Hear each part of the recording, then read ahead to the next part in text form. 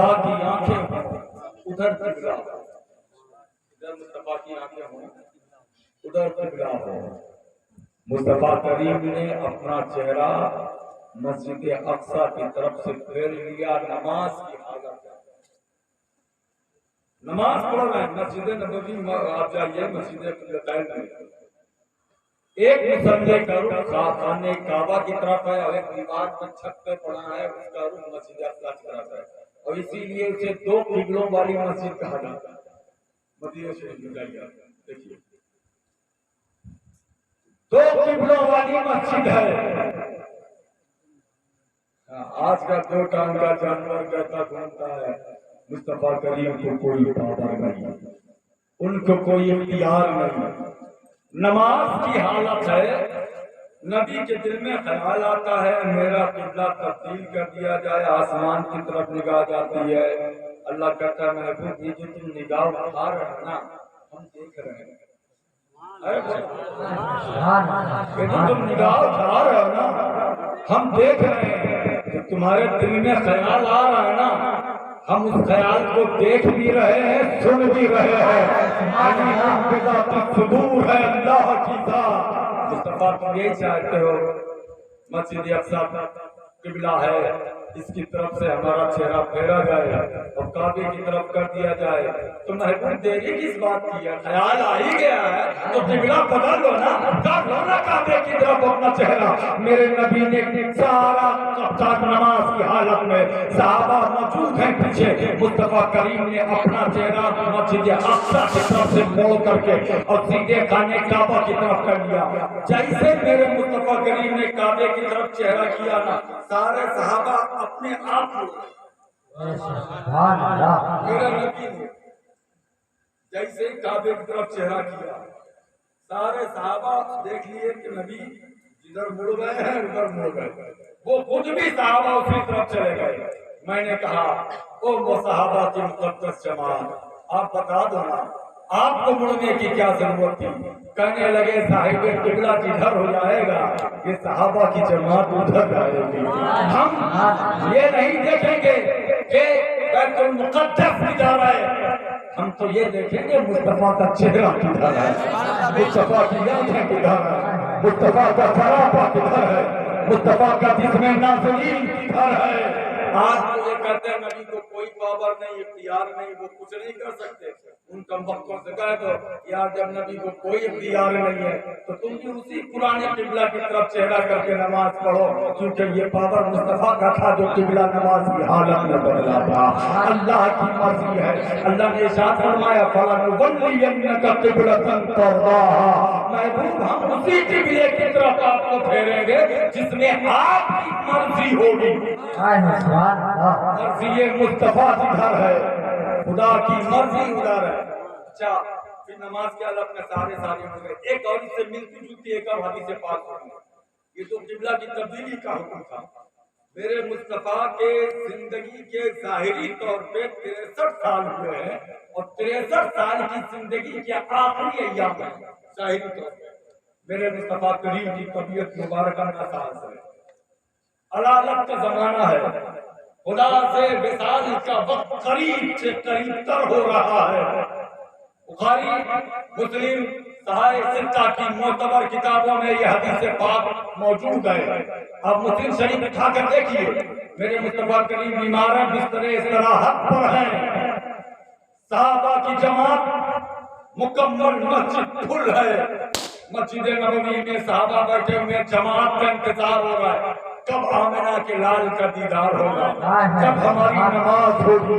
سب کی خواہش ہے کہ نبی بیمار صحیح لیکن آ جائیں تاکہ ہم نماز بھی پڑھ لیں اور ان کی زیارت بھی کر لیں، یہ خواہش ہے۔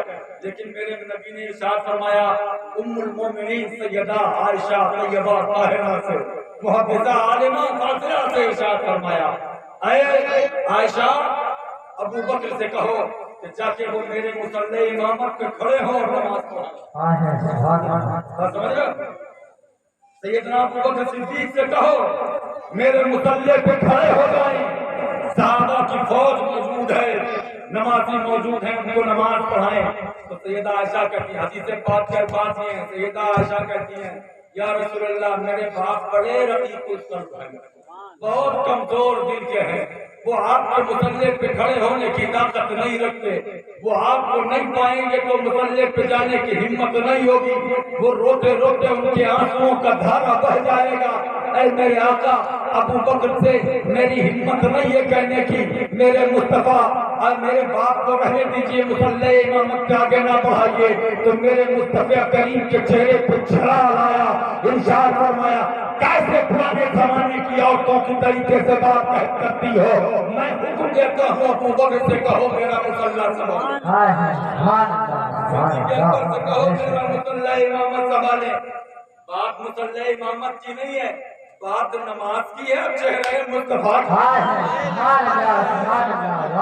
نماز کی ہے. حضرت ابو بکر صدیق سے کہا گیا نبی نے حکم دیا ہے اب جا کے مصلی امامت سنبھالے. سیدنا ابو بکر صدیق بھی ہے, اسی مجلس میں سیدنا فاروق اعظم بھی ہے, اسی مجلس میں عشرہ مبشرہ بھی ہے, اسی مجلس میں بلال جیسا عاشق رسول بھی ہے, اسی مجلس میں دیگر صحابہ بڑے بڑے جگہ صحابہ موجود ہیں. حضرت ابو بکر صدیق نے دیکھا کیا حکم رسول آ گیا ہے, مصلی امامت پہ آگے بڑھے. اب حدیث رسول سنو, بخاری مسلم شریف میں یہ حدیث پاک موجود ہے. جیسے ہی مصلی امامت پہ آگے بڑھے بچوں پیش میں تھے, آگے بڑھیں کہ نہ بڑھیں, آگے جائیں کہ نہ جائیں. صحابہ نے کہا اب تو آگے بڑھنا ہی ہوگا, اب اپنی مرضی سے آپ آگے نہیں بڑھ رہے ہو, اللہ نے آگے بڑھایا ہے. آگے بڑھایا, اب تو آگے بڑھنا ہوگا. ابھی وہ مصلی امامت پہ گئے. میرے نبی کی موجودگی میں ایک مسئلہ اور واضح کرتے ہیں, میرے نبی کی موجودگی میں حضرت ابو بکر صدیق نے 17 وقت کی نماز پڑھائی ہے. 17 کتنے وقت کی؟ کی بھی باتیں لے لو یار. 17 وقت کی نمازیں نبی کے ہوتے ہوئے ابو بکر صدیق نے مصلی امامت پہ آگے جا کر کے پڑھائی ہے. حضرت ابو بکر صدیق آگے بڑھے, جب آگے بڑھے نماز پڑھانے کے لیے تو صحابہ کو بیان سنا, مزہ ہی آ جائے گا, ایمان تازہ ہو جائے گا. تقریریں آپ نے بہت سنی ہے, لیکن اس سے پہلے میں نے بلغام شریف میں یہ حدیث نہیں بیان کی ہے. اب 14 سال کے بعد میں 14واں سال میرا چل رہا ہے, آج میں پہلی بار یہ حدیث پاک بیان کرنے جا رہا ہوں. سنیے گا, جیسے ابو بکر صدیق آگے بڑھے مصلی امامت تک پہنچے, صحابہ کہتے ہیں حضور کا حجرہ مسجد نبوی میں جو تھا نا, وہ کدھر ہے؟ حاجی لوگ جاتے ہیں حج کرنے کے لیے, گنبد خضرا کدھر ہے؟ مسجد نبوی سے. اب پوچھے گا حجرہ دکھ رہا ہے, حضور کا حجرہ ایک طرف, قبلہ دوسری طرف, نمازی اسی قبلے کی طرف ہے. ابو بکر صدیق نے نیت باندھ لی, سارے صحابہ جو پیچھے موجود ہیں سب نے نیت باندھ لی, اور نیت باندھ کے ابھی وہ پڑھ رہے تھے سورہ فاتحہ پڑھ رہے ہوں یا قرآن پاک کی کوئی آیت پڑھ رہے ہوں, صحابہ پیچھے سن رہے تھے جی لگا کر کے. تو میرے مصطفیٰ کریم نے اپنے حجرے مبارکہ کا پردہ جو تھا وہ ہٹایا. نماز ہو رہی تھی, حجرہ ہے ادھر, اور میرے نبی نے کھڑکی سے پردہ ہٹایا.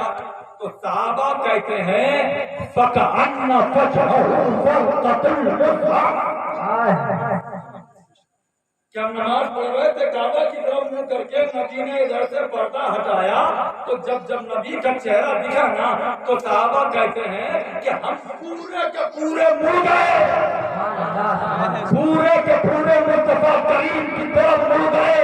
نبی کا چہرہ دیکھا, ارے پوچھو مت, تھا جو ٹکرا پڑ رہا تھا, ایسا لگ رہا تھا کہ حسن ہے جو حسن مصطفیٰ پر, صحابہ مصطفیٰ پر, سیرت مصطفیٰ پر, نبی کے چہرے پر حسن خود نثار ہو رہا ہے. ایسا لگ رہا تھا فَكَأَنَّ وَجْهَهُ فَرْقَةُ الْمُصْحَفِ. نبی کا چہرہ ایسے لگ رہا تھا جیسے کھلا ہوا قرآن, ایسا محسوس ہو رہا تھا جیسے کھلا ہوا. اہل محبت سمجھو, اس جملے کو سمجھو, آپ کھلا ہوا قرآن رکھا ہو, نبی کا چہرہ ایسے جیسے کھلا ہوا قرآن رکھا ہو. صحابہ کہتے ہیں ہم نے نبی کا چہرہ دیکھا نا, ہم نے مصطفیٰ کریم کا چہرہ دیکھا. اب چونکہ قبلہ ادھر ہے, اس قبلے سے آپ دوسری طرف مڑ جاؤ گے تو نماز ختم ہو جائے گی, نماز چلی جائے گی. مسئلہ سنو, قبلہ ادھر ہے, قبلے سے چہرہ تھوڑا ہلکا پھلکا 20 ڈگری 22 ڈگری 30 ڈگری تک اگر پھر جائے گا تو نماز ہو جائے گی. لیکن اگر اس سے زیادہ پھرے گا تو پھر نماز نہیں ہوتی. اور صحابہ کہتے ہیں کہ مصطفیٰ کا چہرہ دیکھا تو ہم نے کنکھیوں سے تھوڑی دیکھا, جب دکھ ہی رہا تھا تو ہم پورے مل گئے, ہم پورے مل گئے. ہم نے کہا جی بھر کے اتنے مصطفیٰ دیکھ لینے, چہرے مصطفیٰ دیکھ لینے دو, پورے مل گئے. ابو بکر صدیق نماز پڑھا رہے تھے. ایک اور حدیث سنو اسی مسلم شریف کی, وہ بھی ملا کے سنا دیتے ہیں آپ کو. ابو بکر صدیق نماز پڑھا رہے تھے, مصطفیٰ کریم, حدیث میں کیا ہے کہ مصطفیٰ کریم آ گئے, جماعت میں شامل ہونے کے لیے آ گئے. حدیث پاک کے الفاظ یہ ہیں کہ صحابہ کہتے ہیں کہ ہم نے تو دیکھ لیا نبی آ گئے. ابو بکر صدیق سب سے آگے تھے, انہوں نے وہ دیکھ نہ سکے تو ہم نے اپنے ہاتھ پہ ہاتھ مارنا شروع کیا, ہاتھ پہ ہاتھ مارنا شروع کیا تاکہ ابو بکر پلٹے دیکھے کہ کون آیا ہے, دیکھ لے کہ کون آیا ہے, ہاں دیکھ لے کہ کون آیا ہے. اب جب میرے نبی نے اپنا چہرہ دکھایا, صحابہ نے پلٹ کے دیکھ لیا, تو ابو بکر صدیق کہتے ہیں جب سب مڑے نا ہاتھ پہ ہاتھ مارنے لگے تو میں سمجھ گیا ایسا لگ رہا ہے کہ حسن خدا محبوب خدا کی صورت میں جلوہ گر ہو گیا.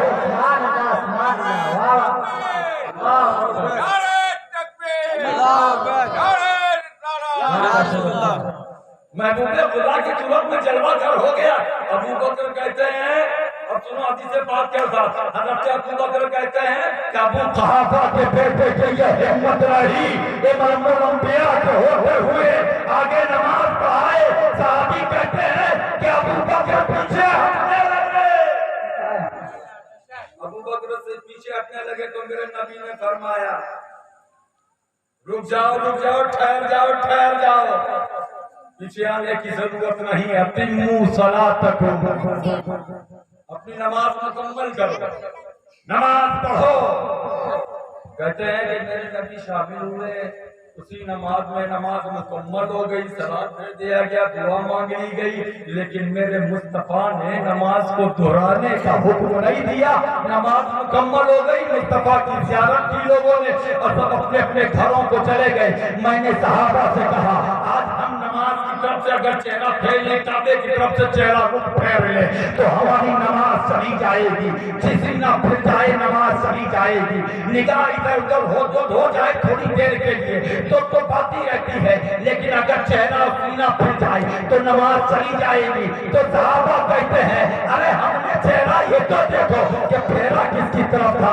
ارے پھیرا اس کی طرف تھا جس میں سلام پڑھا جاتا ہے, جس میں نماز میں درود پڑھا جاتا ہے. ہم نے قبلے کی طرف سے چہرہ پھیرا تھا اور صاحب نے قبلے کی طرف چہرہ کر دیا کہ نماز بھی ہوتی رہے, روح مصطفیٰ کی زیارت بھی ہوتی رہے. جو نماز وہی ہے جس میں حسن مصطفیٰ کا تصور آ جائے, عبادت وہی ہے جس میں مصطفیٰ آ جائے. ابھی حضرت سعدی میاں صاحب قبلہ نے فرمایا تھا, سعدی میاں قبلہ نے کیا فرمایا تھا کہ مصطفیٰ کی طرف دھیان نہیں دیا. نبی نے کہا مار دو. کیا کہا؟ ابو بکر مل جائے مار دینا. عمر تم جاؤ, عمر گئے, کہا یا رسول اللہ وہ سجدے میں ہے, رکوع میں ہے, قیام میں ہے, اس لیے اس کو چھوڑ دیا. مولا کائنات سے کہا تم مار دو, اگر تم پاؤ گے تو ضرور مار دو گے, تم پاؤ گے تو ضرور مار دو گے.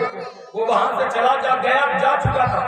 اب پتا چلا کہ نماز وہی ہے جس میں خیال مصطفیٰ ہو, عبادت وہی ہے جس میں رخ مصطفیٰ ہو. نماز بندگی خدا کی ہے, زیارت رخ مصطفیٰ کی ہے. سبحان اللہ سبحان اللہ, کی ہے زیارت رخ مصطفیٰ کی ہے.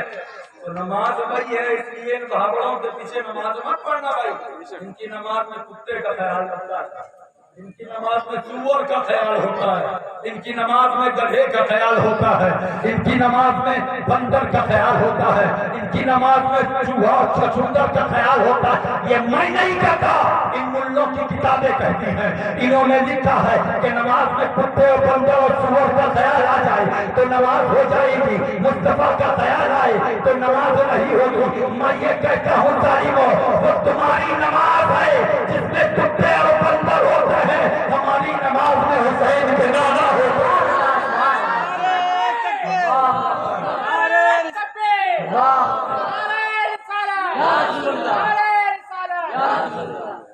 ہماری نماز میں حسین حسنین کے نانا ہوتے ہیں، ہماری نماز میں کربلا والوں کے جد امجد ہوتے ہیں. اس لیے مسلمانوں، میں نے جو حدیث پاک پڑھی، اسلام حدیث پاک پڑھی نا، تو حضور کی آنکھوں میں سرما لگا ہوا تھا، حضور نہلائے ہوئے زمین پر تشریف لائے تھے، عطر لگا ہوا تھا. اسلام وہ واحد مذہب ہے. وہ 10-12 دن سے بول رہے ہیں، بہت زیادہ نہیں بول رہا. ایک چھوٹا سا مختصر سا واقعہ بیان کریں آپ کے سامنے. وہ واحد مذہب ہے جس مذہب کا کوئی جواب نہیں. ہم سلام پڑھنے والے لوگ، ابھی ہم نے اپنے محلے میں تقریر کی، تقریباً 1.5 گھنٹے ایک ربیع الاول شریف کی تقریر ہوئی، پوری تقریر سلام پہ ہوئی. ہم سلام پڑھنے والے لوگ ہیں یار. جو اولیاء کے دربار میں سلام پڑھنے والا ہو نا، وہ کبھی بہاڑوں کے ساتھ میں کھڑے ہو کر کے ان سے نہ مصافحہ کر سکتا ہے، نہ انہیں سلام کر سکتا ہے. اس لیے نور اور تاریکی ایک جگہ پہ جمع نہیں ہو سکتی ہے، روشنی اور تاریکی ایک جگہ پہ نہیں ہو سکتی ہے. ظالم کم وقت جو مصطفیٰ پہ سلام نہ پڑھیں، جو نبی پہ درود نہ پڑھیں، جن کا رشتہ میرے نبی سے ٹوٹ جائے، ہم سنی کہلانے کے کیسے حقدار ہیں کہ ان کم وقتوں سے رشتہ کریں. ان سے رشتہ کرنے کی ضرورت ہی نہیں ہے. یا رشتہ اصل میں وہی ہوتا ہے جس سے ہمارا خدا خوش ہوتا ہے. رشتہ اصل میں وہی ہے جس میں مصطفیٰ کی رضا شامل ہو. یہ کرتے سلام نہ پڑھو یار، یہ کرتے یہ نہ کرو وہ نہ کرو، سلام پڑھنا حرام ہے. میں نے بڑی دلیل دی تھی، ایک دلیل اور دیتا ہے آپ کو. قبرستان میں جاتے ہیں، یہ بھی مانتے ہیں اور ہم بھی مانتے ہیں. قبرستان میں پہنچے ہم اور آپ پہنچے. اب حکم رسول کیا ہے؟ جب قبرستان میں پہنچے تو پہنچ کر کے سلام کرو. یا کن کو سلام کرے؟ جواب ملتا ہے حدیث مصطفیٰ میں. میرے نبی فرماتے ہیں جب قبرستان میں پہنچو تو مردوں کو سلام کرو. کیا کہے؟ کہو السلام علیکم یا اہل القبور، اے قبر والوں تم پہ سلام ہو. اگر ولی کے مزار پہ پہنچو تو کہو السلام علیکم یا ولی اللہ، اے اللہ کے ولی تم پہ سلام ہو، اے اللہ کے ولی تم پہ سلام ہو، اے اللہ کے محبوب کے پیارے تم پہ سلام ہو. قبرستان میں پہنچے، اسی قبرستان میں نمازی بھی ہے، اسی قبرستان میں حاجی بھی ہے، اسی قبرستان میں مومن بھی ہے، اسی قبرستان میں ایک شرابی بھی دفن ہے، اسی قبرستان میں ایک جواری بھی ہے، ایک سچے باز بھی ہے، ایک جاہل بھی ہے، عالم بھی ہے، مفتی بھی ہے، محدث بھی ہے، مفکر بھی ہے، فقہ ولی بھی ہے، قطب بھی ہے، ابدال بھی ہے، غوث بھی ہے، نمازی حاجی باجی ہر طریقے کے لوگ موجود ہیں. 1 کلومیٹر لمبا قبرستان ہو یا 10 کلومیٹر لمبا قبرستان ہو، آپ قبرستان کے دروازے پہ کھڑے ہوئے اور آپ نے حدیث رسول سنت کی تھی کہ جب قبرستان میں پہنچو تو سلام کرو. اور سلام کرنے کے لیے آپ جیسے آگے بڑھے، آپ نے کہا السلام علیکم یا اہل القبور، اے قبر والوں تم پہ سلام ہو. ویسے ہم نے پکڑ لیا، تم نے سلام کیوں کیا؟ کہنے لگے مولانا ہم سلام کیے ہیں، حدیث رسول ہے اس لیے سلام کیے ہیں. ہم نے کہا باہر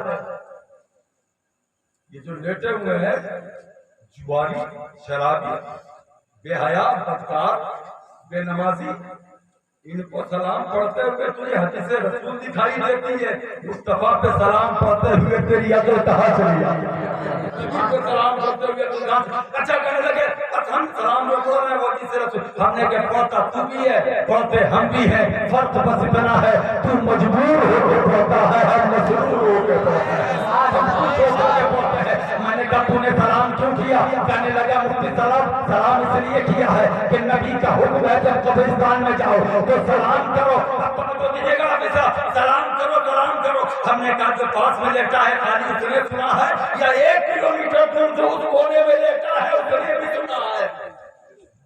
اس نے بھی سنا ہے۔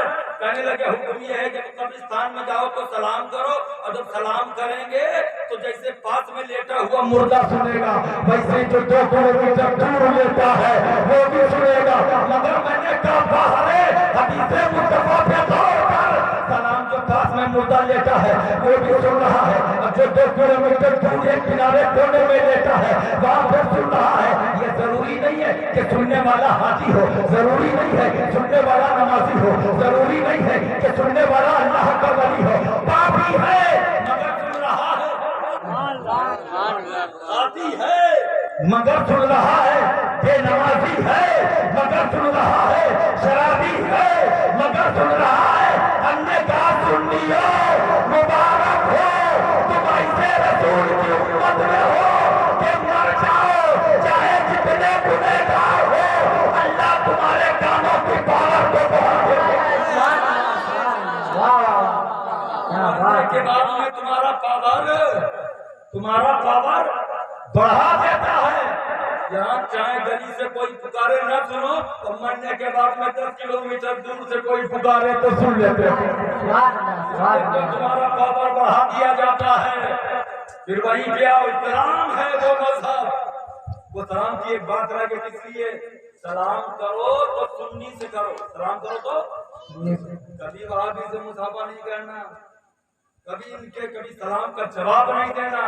سلام کا جواب تو جنتیوں کا دیا جاتا ہے، جہنمیوں کے سلام کا جواب نہیں دیا جاتا۔ ہمیں جو مصطفیٰ پہ سلام کر نہیں سکتا، ہمارا کوئی سنی اسے سلام کر نہیں سکتا، کوئی سلام نہیں کر سکتا۔ حضرت ابو داؤد شریف کی ایک حدیث پاک ہے، ابو داؤد شریف کی ایک حدیث پاک ہے، حضرت ساسا بن ناجیہ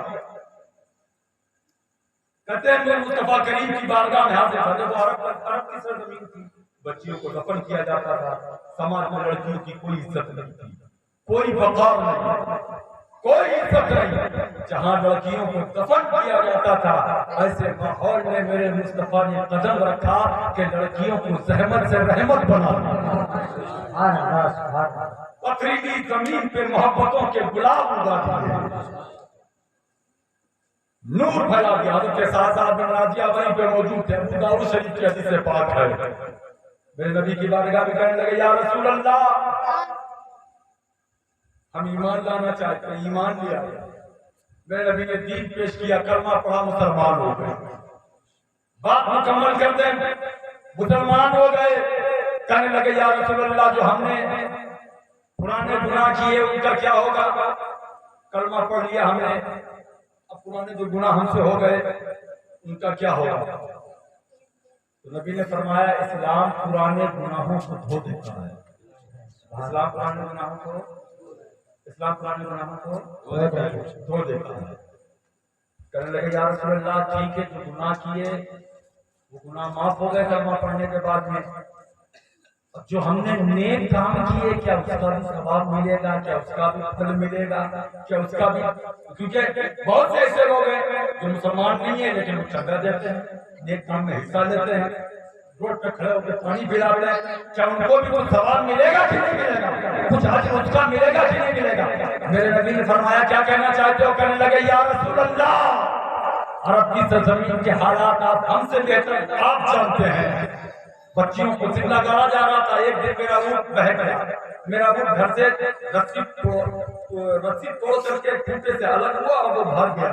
میرے آقا میں اس اونٹ کو تلاشتے تلاشتے شہر بشہر، قریہ بقریہ، گاؤں و گاؤں ڈھونڈتے ڈھونڈتے ایک جنگل میں پہنچ گیا۔ جنگل میں ایک جھوپڑی تھی، میں نے دیکھا کہ میرا اونٹ کہیں نہ ملا تو اس جھوپڑی کے پاس میں ملا۔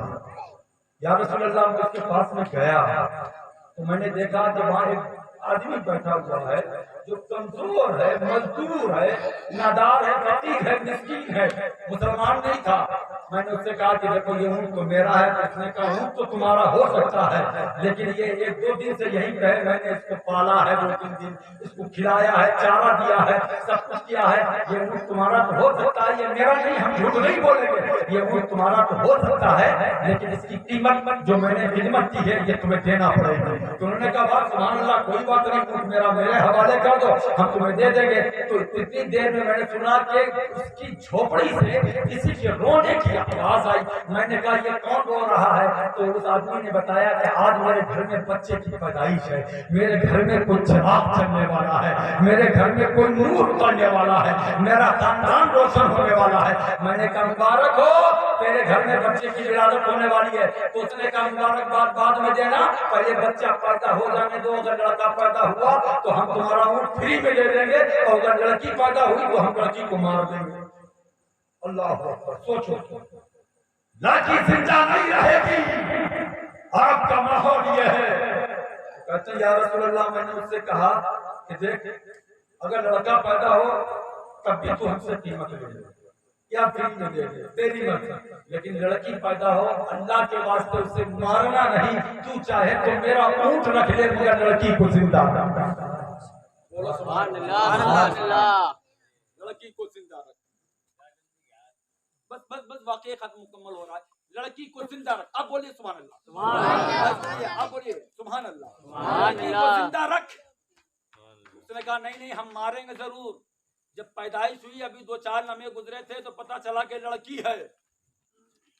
اس نے کہا ہم اسے ضرور ماریں گے. میں نے کہا ایک کام کر, تو یہ اونٹ رکھ لے اور اس کی اور ڈبل قیمت ہم سے لے لے. مگر لڑکی کو آج کہا جا رہا ہے بیٹی پڑھاؤ بیٹی بچاؤ, بیٹی پڑھاؤ بیٹی بچاؤ.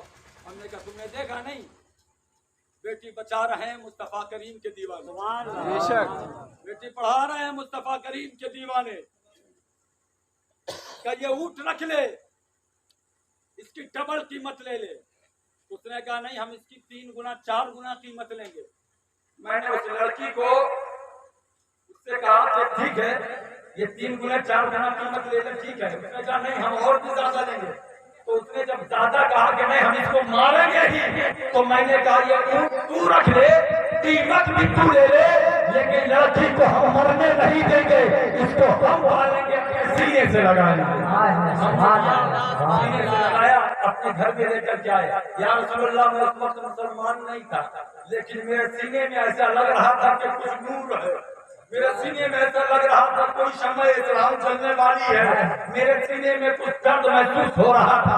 میں نے اس لڑکی کو لیا اور لے کر کے اپنے گھر میں آیا, اپنی بیگم کو دیا جس کو پالو پوسو. انہوں نے پالا پوسا, اب بچی دھیرے دھیرے بڑی ہونے لگی. اب وہ آتی میری گود میں, کبھی میرے گالوں میں اپنا منہ لگاتی. وہ 2 مہینے 3 مہینے 4 مہینے 6 مہینے کی ہوتی گئی. کبھی میرے گالوں میں منہ لگاتی, کبھی میری انگلی اپنے منہ میں رکھ لیتی, کبھی میرے ہونٹوں پہ ہونٹ رکھ دیتی, کبھی میری داڑھی کو پکڑ لیتی, میری داڑھی کے ساتھ میں کھیلتی. یا رسول اللہ مجھے اس بیٹی سے اتنا پیار ہو گیا کہ اب میں تیسرے دن جنگل نکل جاتا یہ دیکھنے کے لیے کوئی عرب کا بندہ کسی بیٹی کو مارنے تو نہیں گیا ہے.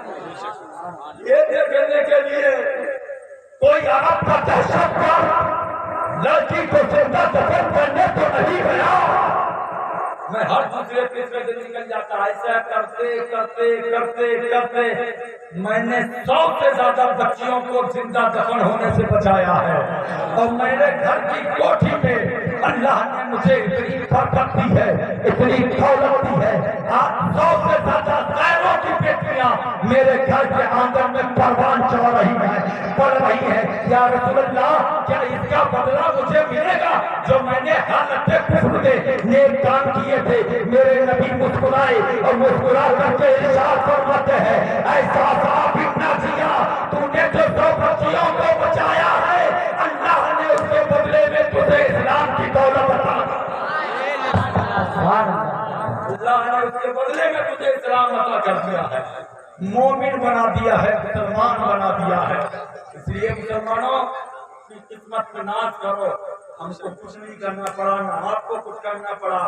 پیدا ہوئے, جوانی آ گئی, جوانی سے بڑھاپا, بڑھاپے سے قبر کی منزل تک پہنچ گئے. نہ جنگ میں جانا پڑا, نہ تلوار, نہ خنجر, نہ نیزہ, نہ بیوی سے رہتا, نہ زمین, نہ جائیداد, نہ بیوی, نہ بچے, نہ گھر بار, کچھ نہیں چھوڑنا پڑا. پیدا ہوتے ہی کانا میں اذان دے دی گئی, بتا دیا گیا مبارک ہو تجھے کچھ کرنا نہیں پڑا, تو غلام مصطفیٰ بن کے پیدا ہوا, مصطفیٰ کا نبی بن کے پیدا ہوا. بڑی مشکلوں سے اسلام پھیلا ہے، بڑی مشکلوں سے ایمان ملا ہے، اس کی حفاظت کیجیے، اپنا ایمان بچائیے، آل رسول کے قدموں میں زندگی گزاریے، آل رسول کا ساتھ دیجیے، اللہ والوں سے محبت کیجیے اور ہر طرح کے دشمن رسول سے دور ہو جائیے۔ اللہ کے حبیب ارشاد فرماتے ہیں وَلَا تُوَاقِلُوهُمْ وَلَا تُشَارِكُوهُمْ وَلَا تُجَالِسُوهُمْ وَلَا تُنَاكِحُوهُمْ وَلَا تُشَارِكُوهُمْ وَلَا قرآن فرماتا ہے لا تصلی علی احد منهم مات ابدا۔ نبی فرماتے ہیں جو نبی کا دشمن ہو، جو خدا اور رسول کا دشمن ہو، جو بدعقیدہ ہو گیا ہو، جو اہل سنت سے خارج ہو گیا ہو، جو مومن نہ رہا ہو، جو مسلمان نہ رہا ہو، جس کا ایمان و ایقان اسلام ایمان سے رشتہ ٹوٹ گیا ہو، اس کے ساتھ نہ رشتہ کرو، نہ کھاؤ، نہ پیو، نہ اٹھو، نہ بیٹھو، نہ شادی کرو، نہ نکاح کرو۔ آگے بڑھ کے اللہ نے قرآن نے کہہ دیا یہ نبی کا دشمن، رسول اللہ کا دشمن، یہ وہابی دیوبندی اہل حدیث چکرالوی، یہ نبی کے گستاخ اگر مر جائیں، اللہ قرآن میں کہتا ہے لا تصلی علی احد منهم مات ابدا، یہ مر جائیں، قبرستان پہنچ جائیں، نہ ان کے جنازے میں شامل ہو، نہ ان کی قبر پہ کھڑے ہو۔ اللہ قرآن میں ارشاد فرماتا کیوں؟ کیونکہ یہ رسول اللہ کے دشمن ہے، یہ نبی کے دین کے دشمن ہے، یہ اللہ والوں کے دشمن ہے۔ اللہ ہمارا آپ کا سب کا ایمان محفوظ رکھے۔ وما توفیقی الا باللہ، استغفر اللہ ربی من کل ذنب واتوب الیہ۔ السلام علیکم ورحمۃ اللہ۔